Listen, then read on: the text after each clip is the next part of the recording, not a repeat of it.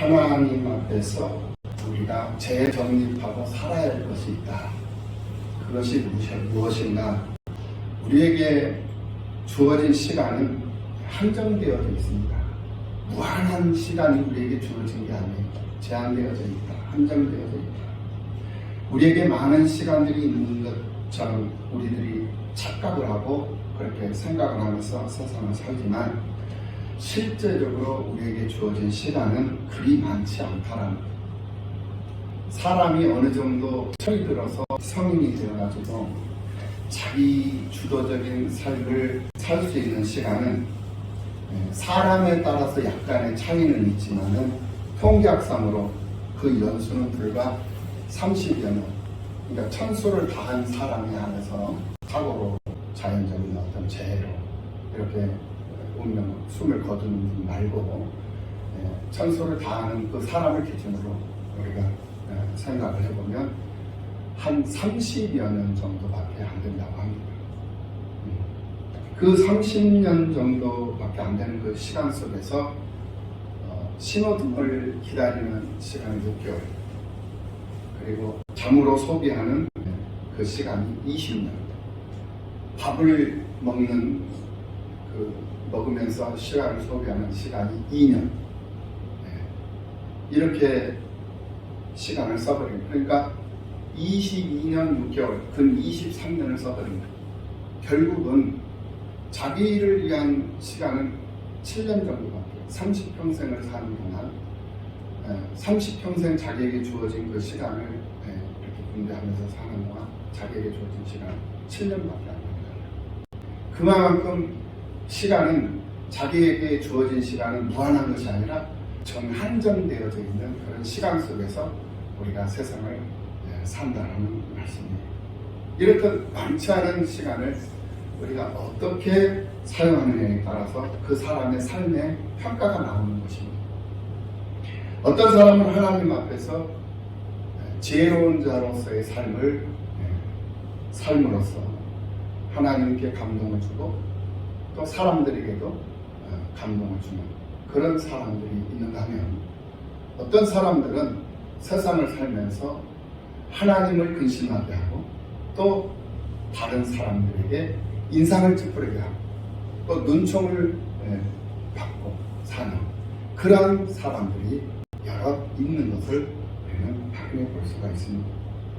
우리가 기왕에 예수를 믿고 사는 믿음의 삶을 살아가는 그런 사람들이라면 그 누구에게든지 눈총을 받는다든지 눈살을 찌푸리게 한다든지 하며 사는 그런 사람들은 되지 말아야 되겠다 하는 그런 생각을 해봅니다.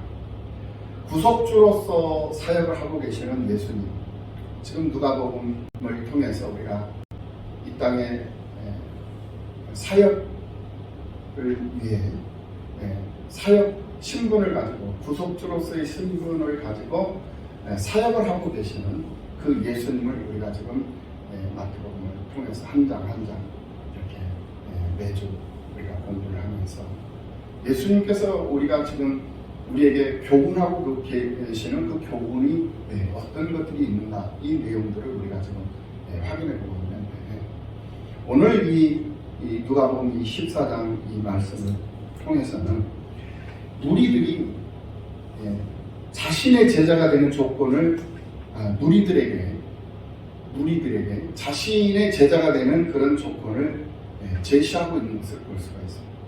그러니까 예수님이 당신이 구속주 되심을 증거를 하는데 대상이 있어요. 그냥 아무에게나 증거하는 게 아니에요.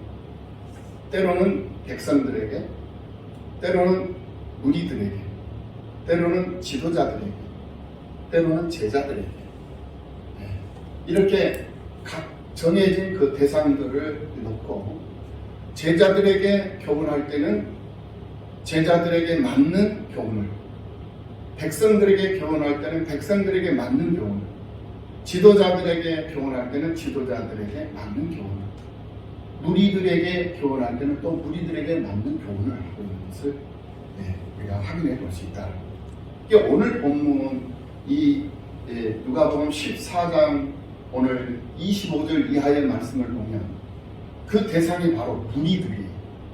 무리들을 대상으로 해서 구속주 되심을 이제 교훈을 하고 있는 것을 우리가 확인해 볼 수 있다는 거예요. 첫 번째 그 교훈이 뭐냐? 자기 부모와 처자와 형제와 자매와 자기 목숨까지도 미워하라는 거예요. 미워해라. 그렇지 않으면은 자기의 제자가 되지 못한다 라고 지금 현재 말씀을 하고 있는 것을 볼 수가 있습니다. 여러분, 살면서 좋아하는 것과 미워하는 것의 차이가 있습니다. 좋아하는 것과 미워하는 것의 차이가 무엇이겠습니까? 무엇이든지 내가 좋아하는 것은 그것을 내려놓기가 힘들어요. 좋아하는 것은 놓기가 힘들다는 거예요. 끝까지 붙잡고 있어요. 왜? 좋아하기 때문에. 그게 사람의 심리인 거예요. 그래서 그것을 끝까지 붙잡고 있다 보니까 하나님께서 쓰시고자 할 때 내어놓지를 못해버려요.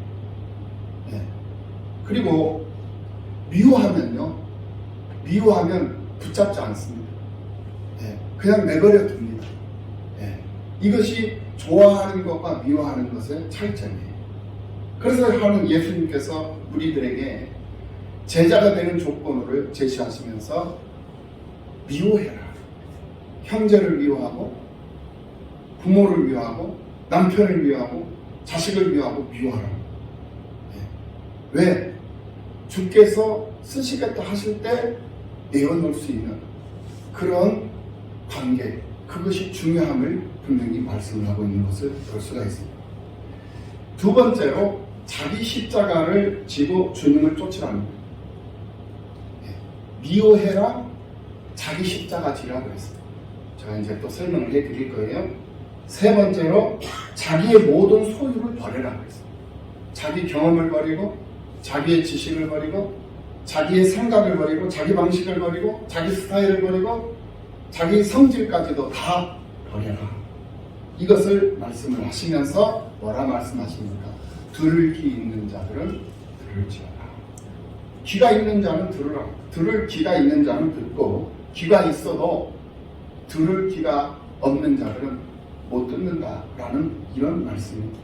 사람들은 양쪽에 두 귀를 달고 세상을 삽니다. 그런데 귀가 있으면 뭐예요? 이놈의 이 귀가 세상 소리는 잘 들리는데, 사람 소리는 잘 들리는데, 이상하게도 하나님의 소리는 안 들립니다. 하나님의 음성을 듣지 못하고 사는 사람들이 많다라는 거예요. 사람의 소리는 왜 그렇게도 잘 들리는지, 그런데 하나님의 음성은 왜 그렇게도 안 들리는지, 세상을 잘못 살고 있는 사람들의 모습을 우리는 분명히 생각을 해볼 수가 있는 것입니다. 그러다 보니 귀를 닫고 살아도, 아무 쓸모없는 귀를 달고 살아도 그 귀는 의미가 없는 귀가 되어버립니다. 있으나마나하는 그런 귀가 되어버리다는 거예요. 그래서 주님은 귀 있는 자는 이 말을 들을지어다 라고 말씀을 하셨던 것을 볼 수가 있습니다. 그러므로 우리가 분명하게 신앙을 정립하고 주께서 은혜로 거저주신 믿음을 사탄 마귀들에게 빼앗기지 않고 살기 위해서는 첫 번째로 올바른 가치평가와 가치관을 다시 재정립하고 세상을 살아야 한다. 세상에 버림을 받은 사람들에게는 육신의 혈통 때문에 자기 부모와 처자와 형제, 친척들이 있지만은 그것을 주님보다 우선하며 사는 사람들이 많이 있어요. 하나님 당신이 가장 삶의 중심이 되어 있어야 되고 가장 우선이어야 함을 늘 말씀하고 있는 것을 볼 수가 있습니다. 이것은 진정한 가족관계를 올바르게 정립하고 살아라 라고 말씀하시는 주님의 교훈임을 우리는 분명히 알아야 된다는 거예요. 진정한 아버지가 누구이고, 진정한 어머니가 누구이고, 진정한 남편이 누구고, 진정한 아내가 누구고, 형제가 누구냐 이 말이에요. 진짜 이웃이 누구냐 이 말이에요. 진짜 형제가 누구냐, 이것은 모두가 다 참 아버지 되시고, 참 남편이 되시고, 참 형제가 되시고, 참 이웃이 되시고, 모든 자예요. 우리 아버지의 이웃도 되시고, 우리 아버지의 아버지가 되시고, 우리 어머니의 아버지가 되시고, 내 아내의 아버지가 되시고, 나의 아버지가 되시고, 모든 이의 아버지요, 모든 이의 이웃이요, 모든 이의 형제요. 그가 누구냐? 바로 예수 그리스도다. 그러니 그가 모든 이의 우선이 되는 거예요. 아버지의 아버지면 나는 아버지의 아버지니까 나는 할아버지라고 불러야 되나? 이게 아니라는 거예요. 그러니까 개념 정립, 이 가치평가, 가치관 정립을 분명하게 하라는 말이 바로 이 말씀이에요. 이것은 오직 예수 그리스도만이 첫 번째 자리에 모든 자의 첫 번째가 되시며 우선이 되시며 중심이 되시며 최고의 자리에 거하고 계신, 좌정하고 계신 이 사실을 분명히 우리에게 가르쳐주고 있는 말씀이다라는 거예요. 하나님을 믿는 믿음의 사람들의 삶의 방식은 가족보다도 남편보다도 아내보다도 자기 자신보다도 예수님을 더욱 우선적 가치로 생각하고 우선적 가치의 평가의 대상으로 삼고 세상을 살아야 한다라는 그러한 말씀. 그리고 그 말씀을 하시고는 동시적으로 누구든지 자기에게 주어진 자기 십자가를 지고 예수를 따라야 된다라고 말씀을 하고 있다라는 거예요. 세상을 살아가는 모든 사람들입니다. 자식들도 그렇고 부모, 형제, 모든 사람들에게는 각자에게 주어진 십자가가 있어요. 각자가 짊어져야 할 십자가가 있다는, 짐이 있다는 거예요. 그것이 바로 자기에게 주어진 십자가예요. 부모를 향한 자기에게 주어진 십자가가 있고, 자식을 향한 자기에게 주어진 십자가가 있고, 형제를 향한 자기에게 주어진 십자가, 자기 몫이 있단 말이에요.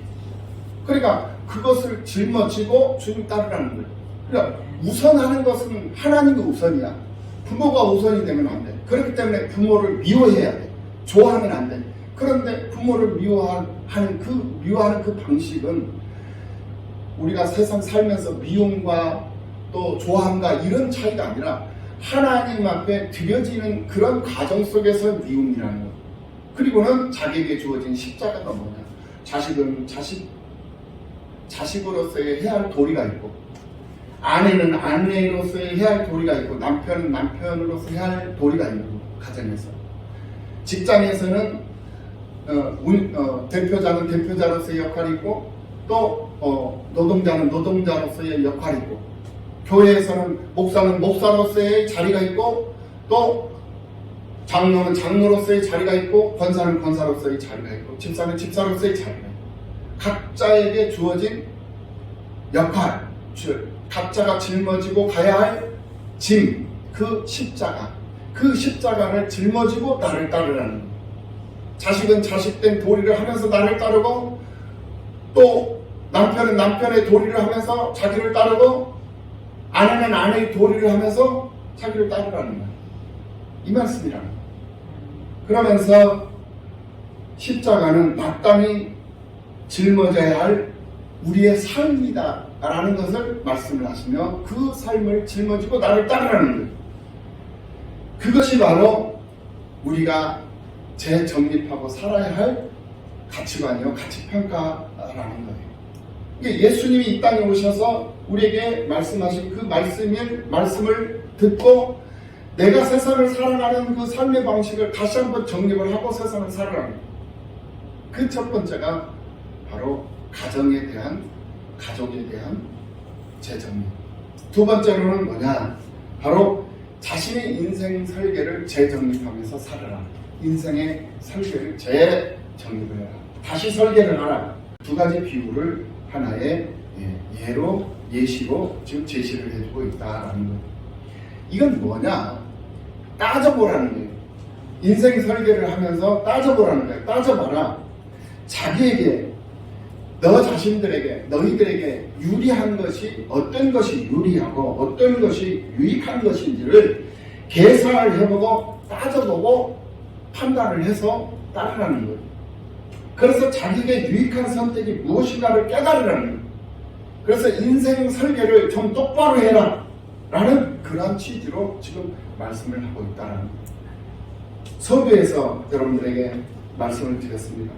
30년도 안 되는 그런 인생을 사는 그 과정 속에서 6개월을 신호등을 대기하는 그 시간이 6개월이 지나가버리고 밥 먹는데 2년이 지나가버리고 잠자는 데 20년이 지나가버리고 그런 인생, 그러면 자기의 유익을 위해서 자기의 영광을 위해서 평생 세상을 살아가는 것 같지만 결국은 한 7년 정도의 시간밖에 되지 않는다.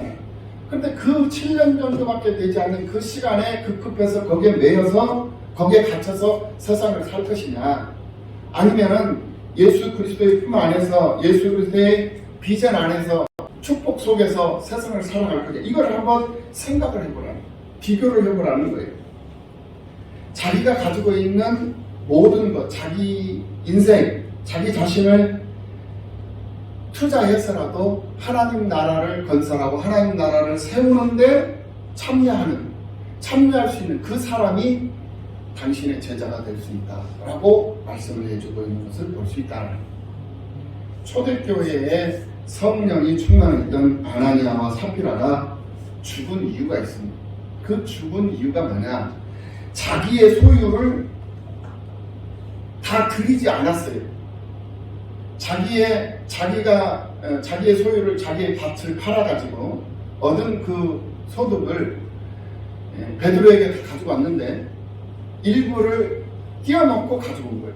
그리고는 다 가져왔다라고 제단 앞에서, 교회에서, 제단에서 거짓말을 합니다. 근데 그것을 베드로가 알고 이게 다 전부냐?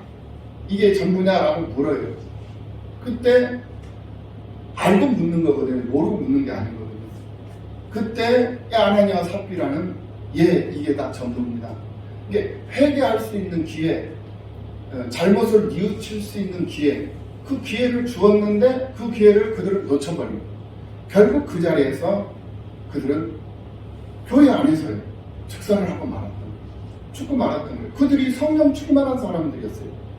말씀 충만하고 성령 충만한 사람들이었다라는 거예요. 그런데 제단 앞에서 거짓말을 한 거예요. 이거는 거짓말을 하라고 한 것도 아니고 차라리 자기의 소유를 다 팔아서 드려야 되겠다는 그러한 생각을 차라리 안 했으면 괜찮아.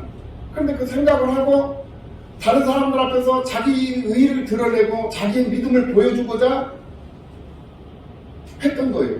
그런 행동을 했던 거예요. 그 동기 자체도 잘못된 것이고 그 행동 자체도 잘못된 것이고, 하나님 제단에서 자기 의의를 드러내고 자기를 뽐내고 자기를 나타내려고 하는 것은 그 하나님 앞에 그거 온전히 못하는 행위입니다. 그 하나님 앞에 징계의 대상이 됩니다. 아나니아 삽비라가 그 하나의 대표적인 모습이었다는 거예요. 차라리 안 했으면 괜찮았어. 차라리 드리지 않았으면은 상관없어요. 그런데 드린다고 자기를 드러낸 거예요. 그랬는데 다른 사람들이 그렇게 하니까 자기도 안 할 수가 없어. 자기 체면도 있고 자기 얼굴도 있고 자기 그 지위도 있고 하니까 따라서 하는데 거짓된 모습으로 해버립니다. 가식적인 모습으로 했다는 그 결과 그들은 그 많은 초대교회 성도들 앞에서 직사를 하고 말하는 것이죠. 우리는 하나님께로부터 나왔습니다. 왜 하나님께로부터 우리가 나왔습니까? 하나님을 영화롭게 하기 위해서, 그리고 이 세상 사는 동안 하나님을 즐거워하면서 살 수 있도록 하기 위해서 하나님이 우리를 이 세상에 내보내주신 거예요. 부모를 통해서 이 세상에 태어나도록 그렇게 했다라는 거예요. 그리고 그 부모에게 양육을 받으면서 우리가 건강한 성인으로 성장을 한 거죠. 그게 우리의 모습입니다. 우리가 세상에 보냄을 받은 것은 하나님을 영화롭게 하기 위해서. 그러면 하나님을 영화롭게 하는 방법이, 그 방법이 무엇이냐? 하나님의 몸된 교회를 세우는 겁니다. 하나님의 몸된 교회를 세우고 하나님의 나라를 확장시키고 하나님의 지경을 넓혀가는 일에 쓰임을 받고, 이것이 우리가 이 세상에 보냄을 받은 목적이에요. 이 세상에 태어난 목적이라는 의미라는 하나님의 몸된 교회를 위해서 우리가 이 세상에 보냄을 받았다는, 그것이 우리가 이 세상에 태어난 목적이다라는 말이에요. 그 목적을 우리는 분명하게 직시하고 이 땅 위에서 사는 동안 인생의 설계를 목적에 맞게 설계를 해야 되는데 우리는 그렇지 못하고 있다는 거예요. 이 땅 위에는 많은 사람들이 하나님의 목적이 상실된 그런 삶을 살아가고 있는 것을 볼 수가 있습니다. 우리가 이 땅에서 사는 것이 잠시 잠깐의 삶인데 그것이 영원한 것처럼 착각을 하면서 산다면 이 얼마나 어리석은 사람의 모습이다. 이 땅 위의 것은 잠시 잠깐의 것이요 결코 우리를 만족시킬 수 없는 것들이기 때문에 전도사는 전도서 1장 2절 말씀에서 헛되고 헛되며 헛되고 헛되니 모든 것이 헛되도다 라고 이 세상의 헛됨을 노래했던 것을 볼 수가 있어요. 그래서 해안에 있는 모든 것이 헛됨을 노래했던 그 헛된 것, 썩어 없어질 육신의 영광을 위한 그러한 삶을 살아가는 그 사람들은 두 귀를 가지고 있어도 듣지를 못해요. 하나님의 음성을 듣지를 못해요. 하나님의 말씀을 듣지를 못한단 말이에요. 보지도 못해요. 하나님의 나라를 보지도 못하고 산단 말이에요. 그래서 그 사람은 기머거리 아닌 기머거리가 되어져 있고 소경이 아닌 소경이 되어져 있는 것. 즉 영적 장애를 가지고 사는 불쌍한 그러한 모습으로 세상을 사는 그러한 존재들이 되어버리고 난다라는 것. 이 시간 성령의 역사가 강하게 나타나심으로 여러분들의 귀가 열리고 여러분들의 눈이 열리고 마음의 문이 열리는 그런 역사가 있기를 예수님의 이름으로 축원합니다. 아멘. 영적 장애, 믿음의 장애, 정신적 장애, 육신적인 장애, 몸의 장애, 이런 장애들은 우리가 세상을 살아가는 데 있어서 너무나도 우리를 힘들게 하는 것들이에요. 몸이 자유롭지 못한 것도 힘들죠. 똑같은 거거든요. 영적 장애를 가지고 있는 것도 우리를 너무나도 힘들게 만드는 거예요. 그래서 이 모든 것들이 이 시간 성령의 능력으로 걷어지고 성령의 불로 태워지고 그런 역사가 있어야만이 우리가 건강히 회복이 되고 우리가 자유로운 그런 믿음의 사람으로서 믿음 안에서 자유로운 삶을 살아갈 수 있는 그런 사람, 그런 건강한 사람들이 되어야 된다는 사실을 우리가 분명하게 인식하고 이 건강을 되찾기 위해서 우리가 하나님과 나와의 관계를 다시 한번 재정립하고 인생을 다시 한번 재설계하고 세상을 살아갈 수 있는 그런 우리가 되어야 되겠다라는 그런 말씀을 여러분들에게 드리는 것입니다. 오늘 우리들도 이 거룩한 주일 아침 하나님 앞에 드려지는 이 예배 시간에 우리의 영안이 열리고 우리의 귀가 열리고 우리의 생각이 열리고 그리고 결단과 결심이 서는 그런 특별한 역사가 있기를 예수님의 이름으로 축원합니다. 우리에게 있어서 잘못된 믿음이 무엇일까요, 여러분? 잘못된 믿음. 그 잘못된 믿음은 바로 기도하지 않는 믿음, 그리고 소통하지 않는 믿음. 소통하지 않기 때문에 문제가 생기는 거예요. 여러분, 예배라는 것이 있죠. 늘 말씀을 드린다면 예배는 3대 요소부터 시작이 됩니다. 예배를 드리기 위해서는 하나님의 말씀과 기도와 찬양, 이 세 가지가 예배의 가장 기본 요소죠. 근데 그 예배를 가리켜서 온전한 예배를 할 수 있느냐? 물론 예배는 모두가 다 온전한 거죠. 그러나 그 예배는 온전하기보다는 간단하게 드릴 수 있는 그런 좀 예배라고 볼 수가 있는 거예요. 일단 거기서 좀 더 확대된 예배 완성을 위해서는 뭐가 필요한? 봉헌이 필요한 거예요. 이것이 예배의 4대 요소예요. 그래서 예물을 드리는 거예요. 헌금을 드리는 거예요. 그래서 이 네 가지 말씀과 기도와 찬양과 봉헌, 예물이 드려짐이 바로 예배의 완성도가 좀 더 이제 성숙되어져 있는 그런 예배라고 볼 수가 있어요. 그런데 그것만 가지고도 안 된다는 거예요. 부족한 것이 많아요. 그러면은 더 예배의 완성도를 높이기 위해서는 뭐를 해야 되느냐? 바로 5번째 뭐냐? 교제예요. 교제. 이 교제를 가리켜서 나눔이라고 합니다. 나눔. 무엇을 나누느냐? 하나님의 말씀을 나누고 하나님의 은혜를 나누고 예수 그리스도를 나누고 예수 그리스도의 피를 나누고 예수 그리스도의 살을 나누는 것. 이것이 바로 교제예요. 교제. 그러니까 예배의 완성은 교제가 이루어져야 돼요.